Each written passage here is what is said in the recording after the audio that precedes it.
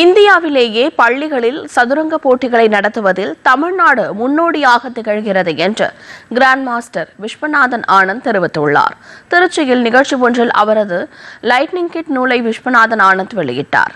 பின்னர் செய்தியாளர்களிடம் பேசிய அவர், சிறுவயதில் தமக்கு லைட்னிங் கிட் என்ற பெயர் இருந்ததாகவும் அதன் தாக்கத்தினால்தான் இந்த புத்தகத்தை எழுதியதாகவும் தெரிவித்தார். இந்தியாவிலேயே பள்ளிகளில் சதுரங்க போட்டிகளை நடத்துவதில் தமிழ்நாடு முன்னோடி மாநிலமாக திகழ்வதாகவும் புதிய சதுரங்க விளையாட்டு வீரர்களை தமிழக அரசு பெரிதும் ஊக்குவித்து வருவதாகவும் விஸ்வநாதன் ஆனந்த் தெரிவித்தார்.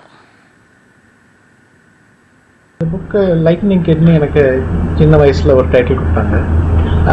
அதுலேருந்து 64 சாப்டர்ஸ் மாதிரி 64 ஏன்னா அவ்வளோ கட்டம் இருக்குது செஸ்ஸில்.